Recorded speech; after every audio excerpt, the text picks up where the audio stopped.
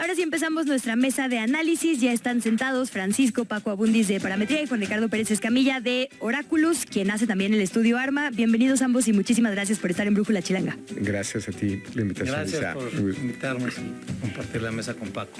Igual. Es un momento como intermedio. Ya llevamos un mes y cachito de campañas a la jefatura de la Ciudad de México y a las diputaciones y senadurías a nivel federal. Acaban de empezar las de alcaldías y las de diputaciones locales. Falta justo otro mes para que vayamos a las urnas. Entonces, quisiera empezar a preguntarles cómo han visto las campañas. ¿Les han parecido particularmente interesantes, definitorias, propositivas? ¿Hay alguna novedad? ¿Se ha notado alguna otra, por ejemplo, que no sea la de los tres y las tres aspirantes a jefatura? Pues mira, la joya de la corona es de lo que más ha hablado por mucho, es la verdad que es la presidenciable, pero no hay que dejar de lado todas las demás elecciones que están sucediendo de manera simultánea. Sí te diría que la presidenciable, pues yo te diría que sí, mediáticamente por lo menos debe de abarcar, no tengo el dato exacto, pero estimo entre un 90-95% a nivel nacional. ¿Por qué? Pues porque ahorita lo hablaba con Paco fuera del aire, pues es de la que la gente más le interesa y es la que acaba jalando y es la que acaba influyendo más sobre las otras elecciones. Entonces, en la medida en la que haya pues buenos resultados para unos en la presidenciable, naturalmente se van a ver reflejados en las otras elecciones. Yo creo que hay varias características de esta elección que la hacen única. Me parece un poco irónico que las campañas no lo están destacando. No me parece menor el hecho de que vamos a tener por primera vez, ¿no? Dice las probabilidades, una presidenta mujer, lo cual no es un tema menor. Claro. De hecho, me sorprende también que las campañas no lo enfaticen. Ni fue tema en el primer debate, ¿no? A mí eso me impactó un montón. No, es o que buena parte de las propuestas de política pública no tengan que ver con género. Es algo que yo esperaría de esta contienda presidencial. Entiendo que haya temas de investigación para cada campaña donde en principio las candidatas ponen los temas y los ubican en función de las preocupaciones de la opinión pública. Claro. Y el género es un tema bien difícil en México, además, ¿no? Es muy difícil, de hecho, siento ponerlo así, te lo dice alguien que tiene dos hijas, en este país no hay voto de género, más bien hay voto de género inverso. Es decir, las mujeres votan por hombres. No va a pasar en esta contienda porque pues, las dos principales, digamos, contendientes son mujeres. Y otros temas también como sorpresivos, te diría... Inseguridad, sin duda, es la preocupación ciudadana más importante, pero curiosamente no es necesariamente un tema electoral. Aunque una de las candidatas lo quiera poner. Okay.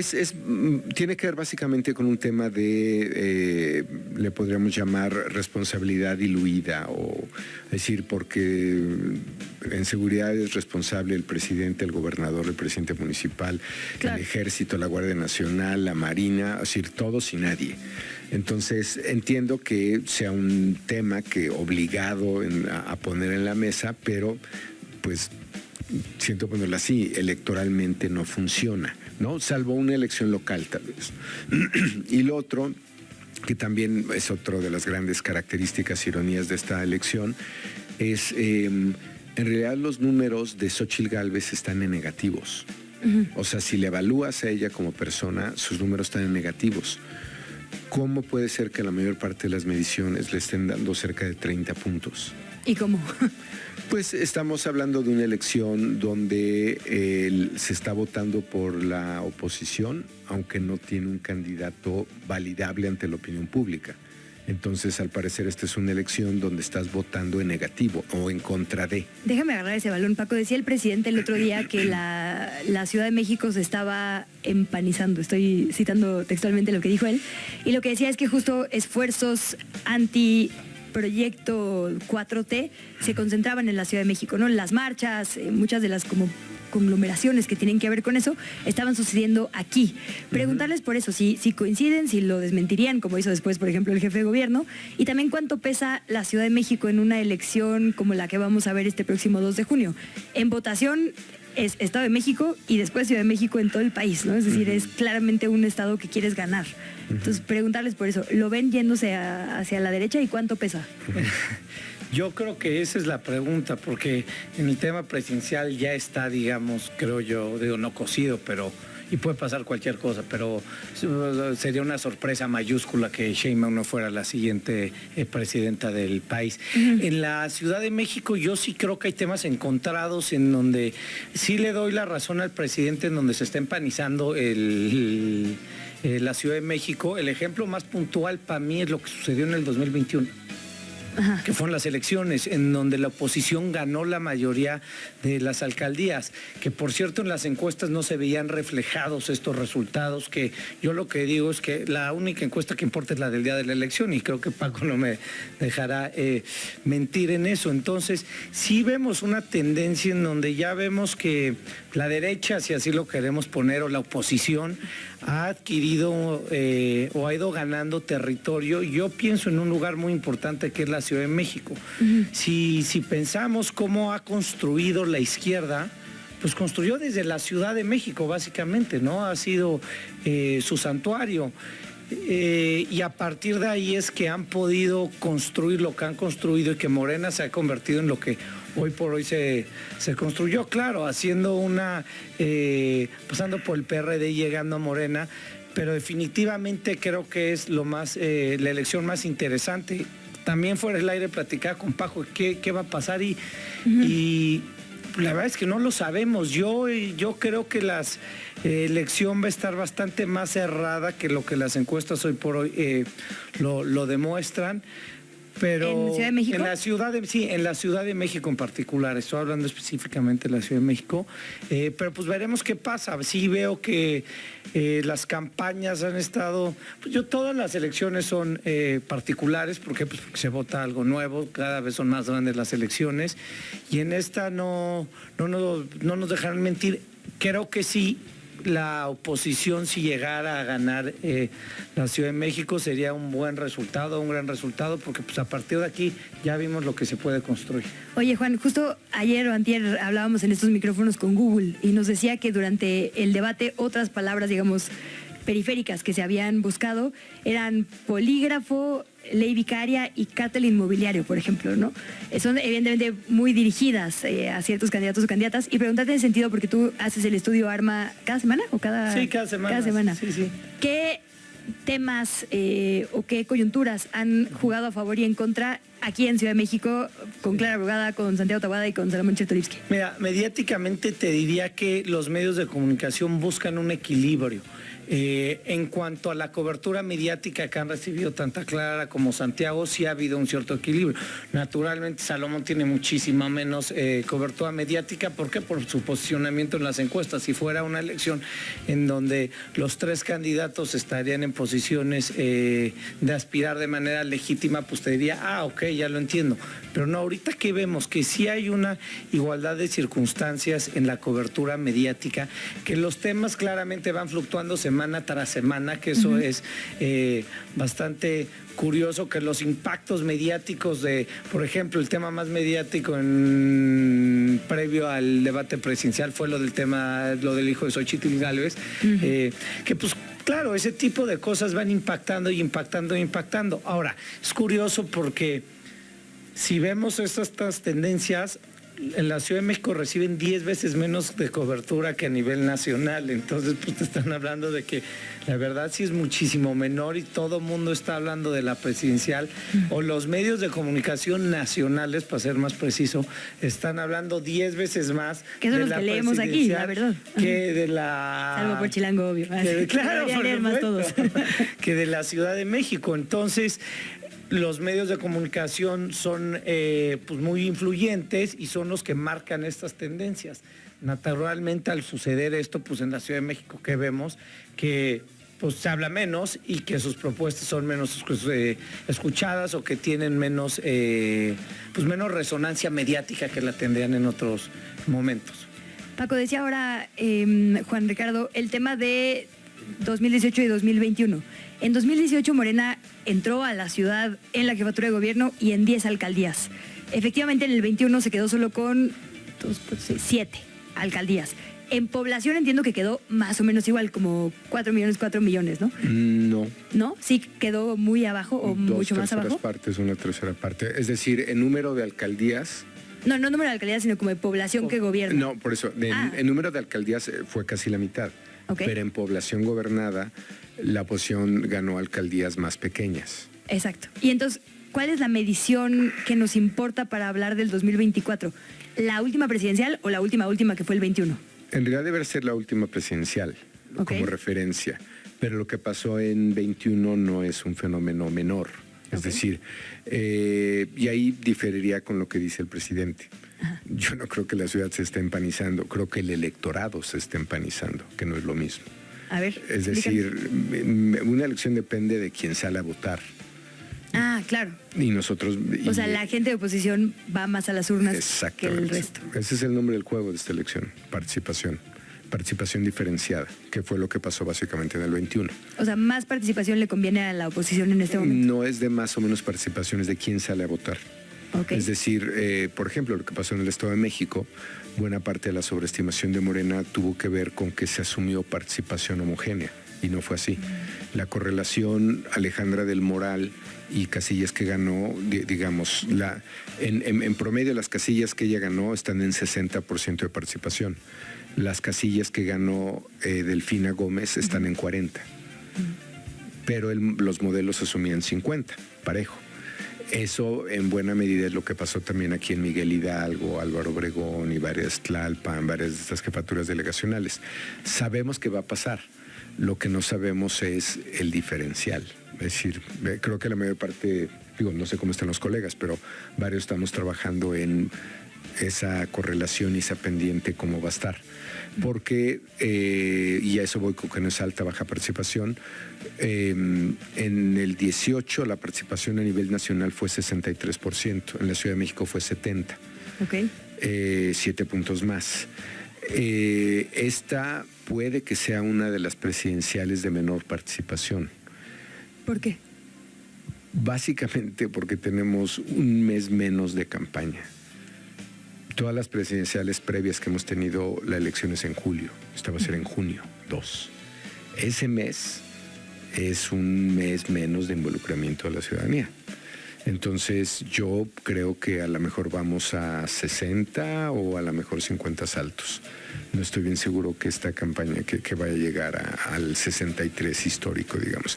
Todos estos elementos son los que están en juego y a eso voy. O sea, yo creo que si tú preguntas, digamos, como dice Ricardo, la elección es más cerrada básicamente por quién va a salir a votar, no necesariamente porque esa sea la preferencia de la ciudadanía. Ok.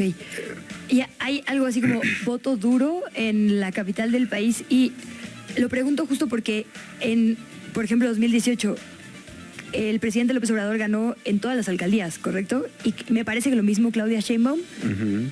Entonces hubo gente que votó por un alcalde panista, pero por una jefatura de gobierno morenista y en algunos distritos, porque también ganaron distritos del PRI o de otros partidos, votó diferenciado. Es decir, hay gente que no vota uniformemente por el mismo partido. ¿Cómo se juega con esto, pues?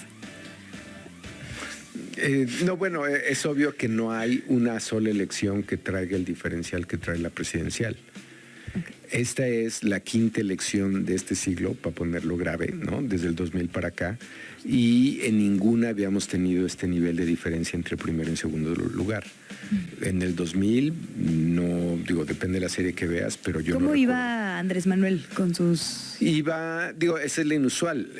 Estabas con una diferencia, en nuestra serie traía 20 puntos de diferencia y acabó en 30, ¿no?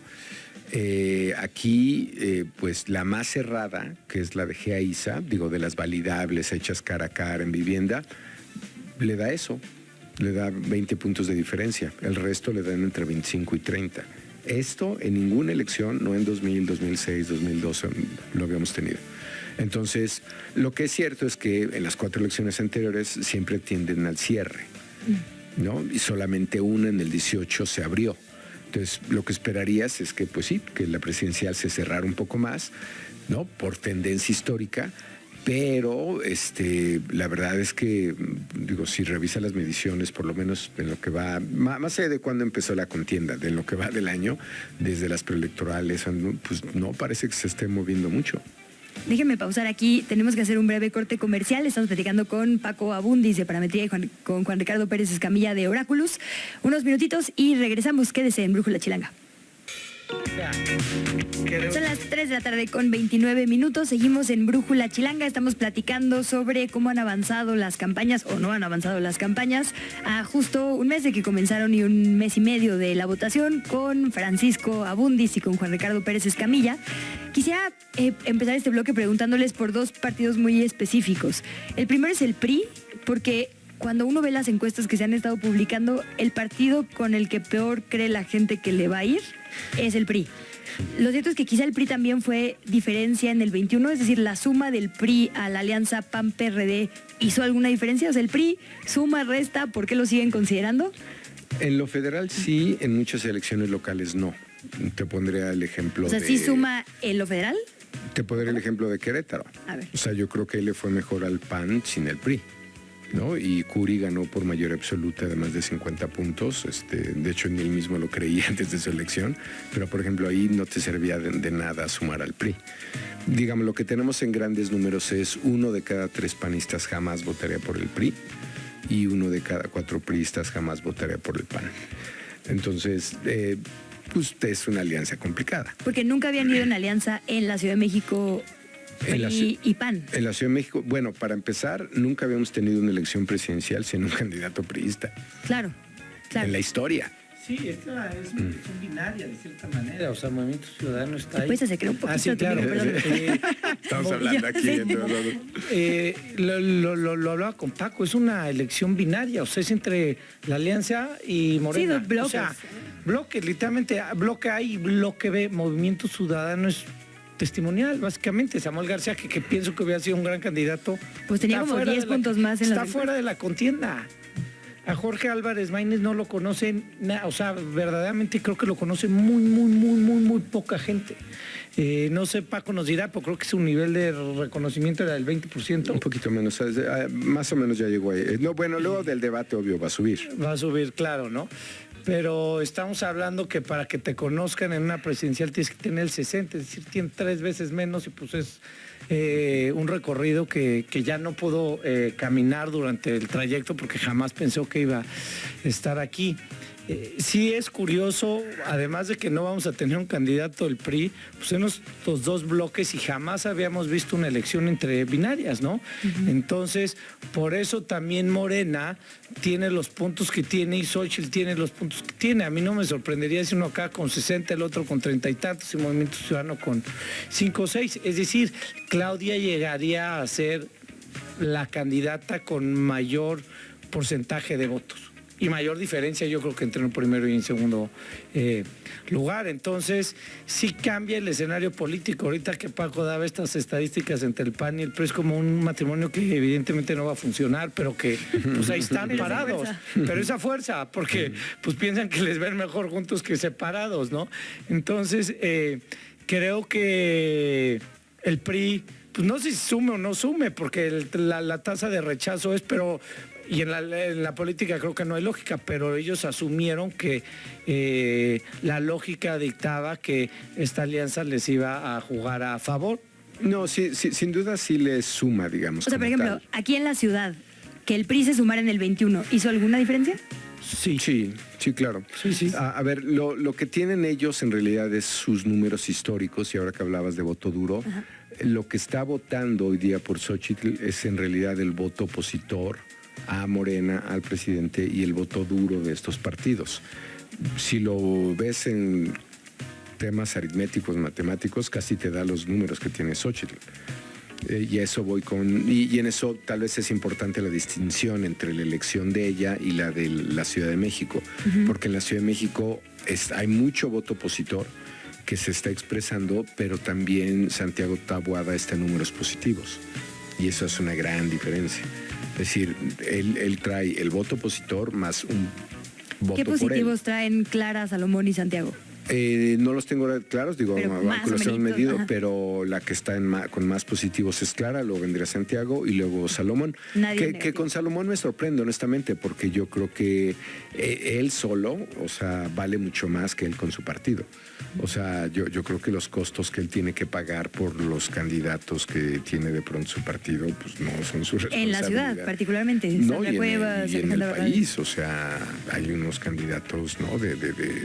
Por los cuales digamos, alguien lejos de su como, plataforma, sin duda. alguien como Patricia Mercado dice, no, pues yo, perdón, pero yo no puedo ser vocero de esto, ¿no? Oye, pero aquí es donde juega Movimiento Ciudadano. Los panistas que nunca votarían por el PRI y los priistas que nunca votarían por el PAN podrían votar por MC. O sea, MC, ¿a quién le jala votos? Este 5% en la presidencial, en la local creo que está más o menos igual, 4 o 5. ¿De quién sería si no estuviera Movimiento Ciudadano? Lo que hemos medido en otros estados, o si ves dónde ha crecido MC, tiene que ver en plazas donde el PAN era muy fuerte y está prácticamente desintegrado. Le hace Nuevo León, Jalisco.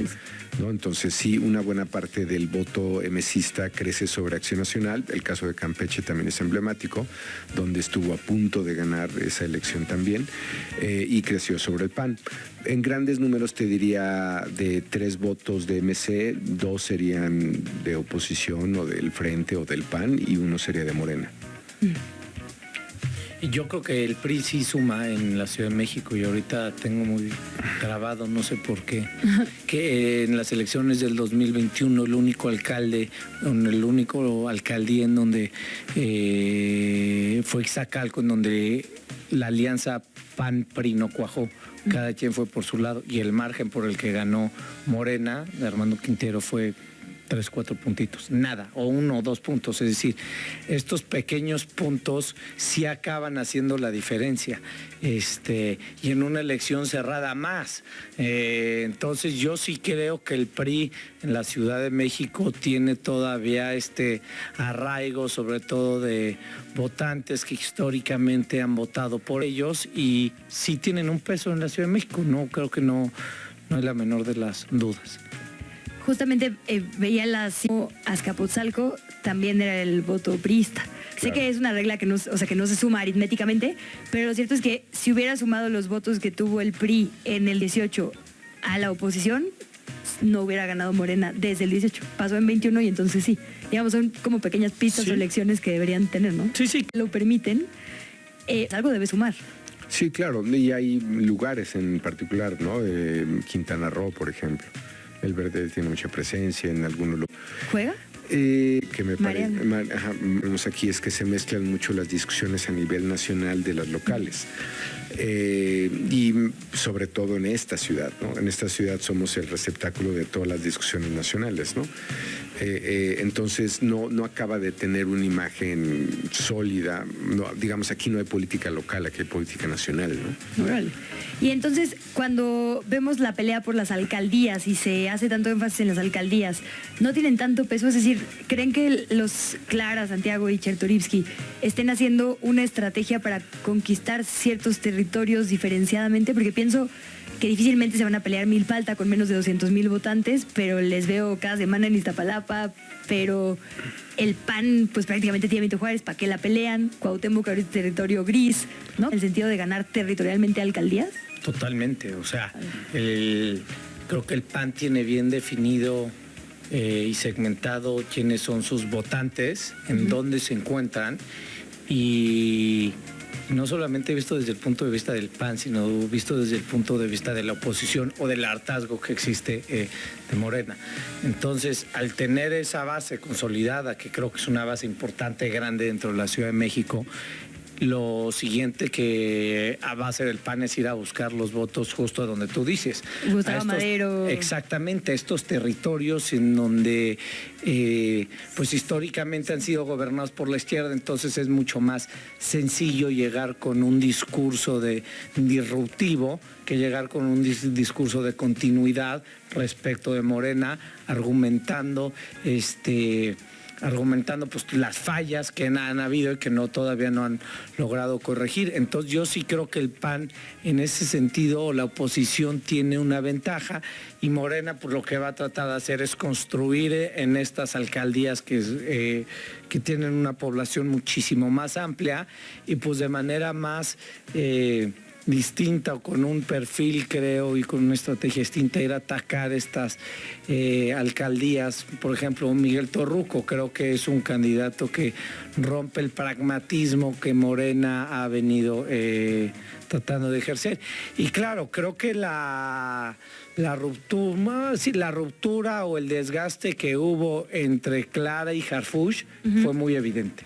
Es más, yo me atrevo a decir que el primer gran error en temas electorales del presidente, como él ha ganado todo, o sea, desde el 2018 ha ganado todo, creo que puede ser la imposición de Clara, porque claramente los números le favorecían a Harfuch. Es algo que ya no sucedió, pero si se pierde la ciudad, él a lo mejor preferiría, o se puede entender que prefirió ver a Clara perder que ver a Harfuch ganar.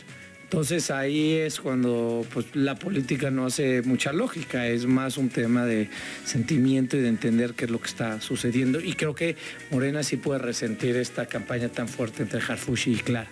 Si tú fueras Morena, ¿te dedicarías más bien a cuidar estos bastiones? Es decir, a cuidar Iztapalapa, Gustavo Madero, quizá recuperar otras de votación importante como Álvaro Obregón y Tlalpan, o sí apostarías también por ejemplo, entrarle a lo mejor a Coyoacán, que 2 veces ha sido panista, justo recuperar Milpa Alta o Miguel Hidalgo, que han sido péndulos? Y pregunto al revés también, si fueras la oposición, ¿tratarías de asegurar más bien algunas chiquitas, Benito Juárez, Cuauhtémoc, Coajimalpa, Coyoacán, o le apostarías a las grandes, a las Si fuera numéricas? La oposición definitivamente iría por las grandes, porque creo que las chicas o las medianas... Aunque sean más difíciles por el voto totalmente, sí. Por ejemplo, en Miguel Hidalgo siempre ha habido alternancia. Eso es increíble. Sí.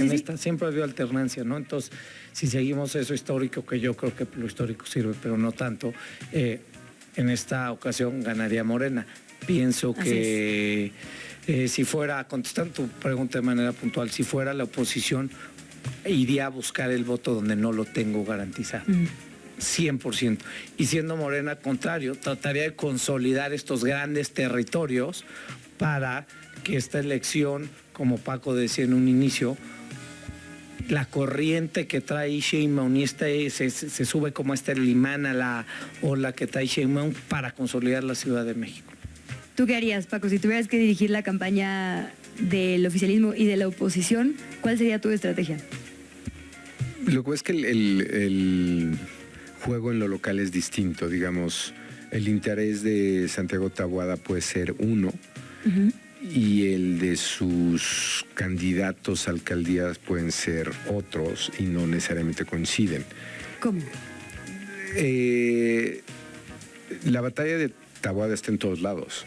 Claro. Y no le importa que no gane Iztapalapa, más bien quiere saber cuánto les quiten Iztapalapa, aunque no gane.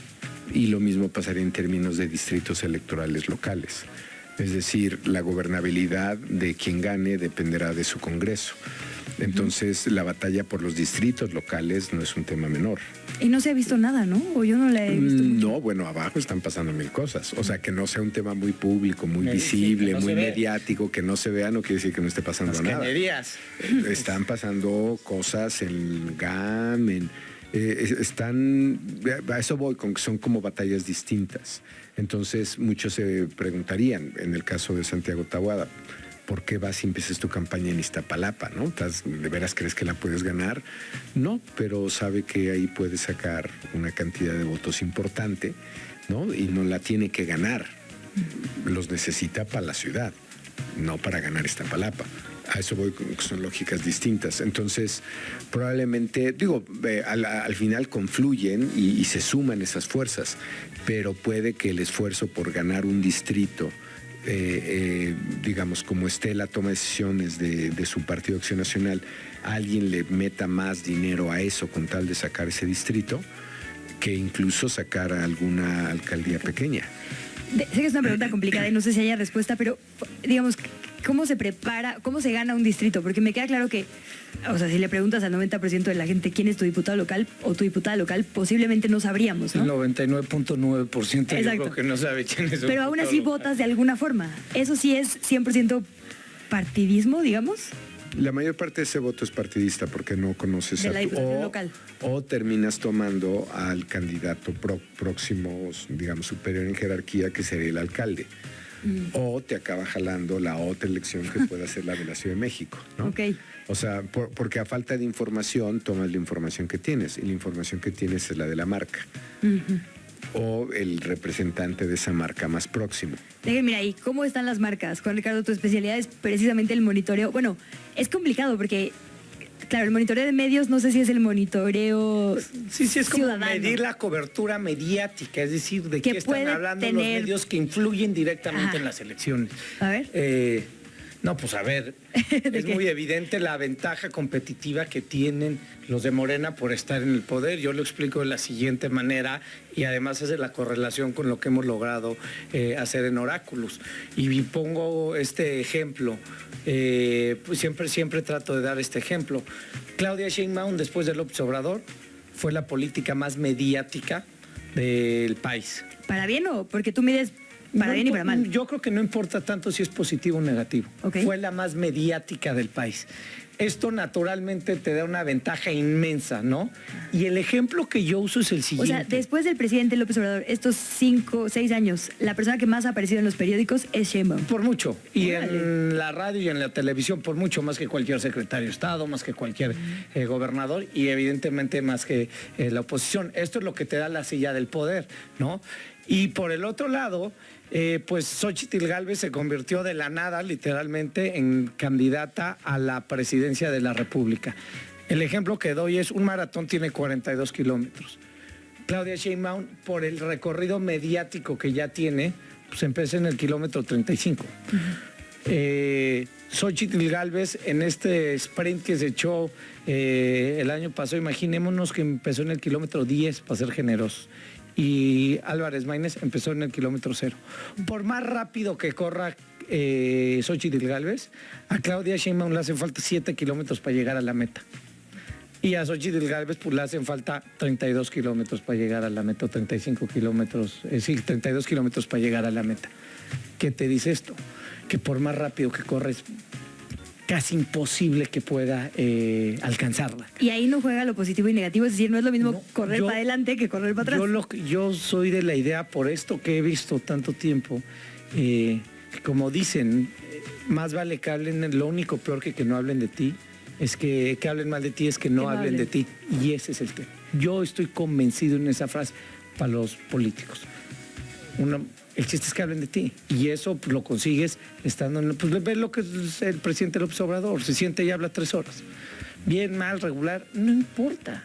Él tiene todos los micrófonos, todas las cámaras, y eso que genera pues, cobertura a lo masivo. Y entonces tiene como el monopolio del contenido noticioso. Si sale a decir que ya se empanizó la Ciudad de México, ahí están todos los medios hablando de esto. Ahora, el presidente dice que los medios no lo tratan necesariamente bien. ¿Con Claudia tienes la misma apreciación? A ver, te diría, al presidente sí lo tratan bien los medios de comunicación. No importa lo que el presidente diga, ahí están los estudios que se van y se consulten. Lo que sucede es que quieren que todo el día los traten bien. Pues eso no va a pasar en ningún país donde haya medios de comunicación independientes. La crítica es normal y que pienso que es necesaria y constructiva en la mayoría de las veces. Y aún sabiendo que no lo tratan bien, ahí está. Es decir, esta contradicción, no me tratan bien, pero yo hablo lo que yo he hecho hablar. Está bien. Esa es la estrategia que él decidió tomar. Y si me preguntas, es una estrategia que le ha dado un maravilloso resultado a él y a su partido. El presidente es experto ganando elecciones. Experto. Yo creo que Morena, me critican cuando digo esto, pues no importa. Es el movimiento político más exitoso, pienso yo, que a nivel mundial. Si ves lo que era en el 2018, tenían 0 y ahí están los resultados, ¿no? 3/4 de... Y también el presidente creo que es alguien que le ha dado espacio a las mujeres que antes no tenían. la mitad de su gabinete es de mujeres, va a dejar, nombró una, sí creo que fue su decisión, a una candidata mujer. Es decir, hay estas, creo que yo datos, evidencias con las que no nos podemos pelear y yo nada más las evidencio para acá y queden, ¿no? Uh-huh. ¿Tú qué dices, Paco? Sí, creo que parte de esta cobertura creo que tiene que ver mucho con el cargo, ¿no? Por supuesto, la silla. Que de hecho esa en su momento la tuvo también el propio ex canciller, que fue ¿no? su competidor en esta... Pero una vez que dejas ese cargo, pues la memoria del ciudadano es muy corta. Totalmente. ¿No? Te diría, para nuestra sorpresa, tanto en el 18 como recientemente en algunos estudios que hicimos para esta contienda presidencial, la gente en el 18 ya no se acordaba que el hoy presidente había sido jefe de gobierno. Y en su momento se le aplicaron también al canciller. La gente ya no se acordaba que había sido jefe de gobierno. Entonces, ¿y ahí es el tema solo de memoria o de edad? Ambas, pero digo, es un buen punto porque para el 18, cuando dejó de ser jefe de gobierno el actual presidente, digamos que fue en 2006, pues quien tenía 18 ya tiene 30. Hay una parte de edad, pero hay otra parte, honestamente, como de desinterés. O sea, totalmente. ¿no? Estoy totalmente de acuerdo. La gente habla todo el día de política, pero no les caen bien los políticos. Entonces es este desinterés, ¿no? Sí. Es este desinterés total. No puedo estar más de acuerdo contigo, Pablo. Ahora, digamos, si vamos a los clásicos, ¿no? A los padres fundadores, decía Jefferson que en realidad... que está bien que la gente no se interese por estos grandes temas de la política nacional y sepa si hay que invertir más dinero en... Digo, ahora sí saben que pues, hay que invertir en agua, ¿no? ¿No? Ya saben. O sea, en el momento que te llega literalmente ahí, o no te llegue el agua al cuello. No te llega. Aquí es al revés, o no te llega el agua, pues ya te preocupa. Pero que en realidad el interés ciudadano tiene que estar en los temas cotidianos, ¿no? El bache, el foco, no, otra vez y ahora ya pasamos a otros temas más delicados, ¿no? Pero estos grandes temas, o sea, la gente cree que al ciudadano le interesa la política es que le tiene que interesar, no sé, discusiones sobre el aborto, el armamento, que no es que sean irrelevantes, es simplemente que las ve muy lejos. Incluidas discusiones que están un poquito más cerca de lo que pensaría el ciudadano, como si el ejército tiene que estar a cargo de la Guardia Nacional, claro, o no. Parecen como discusiones muy lejanas, muy teóricas, muy ajenas, ¿no? Pues medio se puede entender que no te interese tanto, o no, llevamos creo que no sé cuántos días hablando de estos fondos de Afores, o no, si se van a privatizar, bueno, ¿qué se va a hacer con ese dinero? Son discusiones que de pronto a la gente pues no está ahí, o sea, está en lo más cotidiano, en lo que sí le importa, en lo suyo. Sí, pues que te resuelvan. Y eso es política también. Depende cómo lo gestione y depende quién se lo gestione. Pero estas grandes discusiones, la vez que la gente medio le tiene sin cuidado. Regresando al tema de la cobertura mediática, un poco, pues sí, digo, para bien o para mal, lo que pasa en esta ciudad es noticia nacional. O sea, sí tenemos una tendencia de cobertura de medios muy achilangada, ¿no? Sí, sí. E incluso por eso también una visión de la política muy achilangada. Porque si ubicas lo que está pasando ahorita pues en Jalisco, en Yucatán, en Veracruz, Morelos, pues ellos están metidos en su elección. O sea, sí está bien, la candidata a la presidencia sin duda es lo más importante, pero pues acá también va a importar mucho la decisión de mi gobernador. No vemos esas discusiones. En esta ciudad es más difícil verlo, precisamente porque traemos arriba la presidencial y traemos toda la cobertura mediática que hace mucho más ruido, ¿no? Tenemos 2 minutitos antes de salir del aire. Les pediría en 1 y 1, ¿con qué dejan a nuestra audiencia? ¿Qué puede pasar de aquí al 29 de mayo, que acaban las campañas?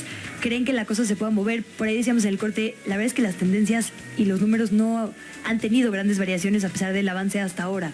¿La segunda mitad de la campaña nos podría traer alguna sorpresa, alguna variación? Pues yo creo que en la presidencial no va a haber sorpresas.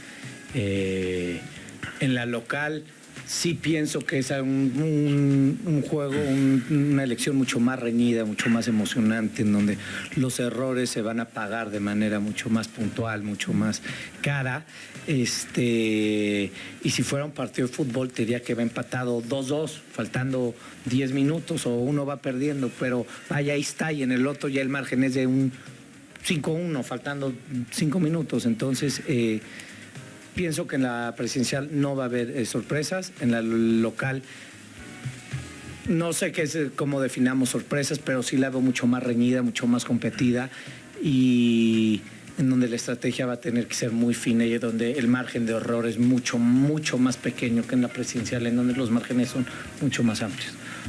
Sí, digamos, sorpresa como para cambio de ganador, poco probable. No me sorprendería que se cierre un poco. En la local. No.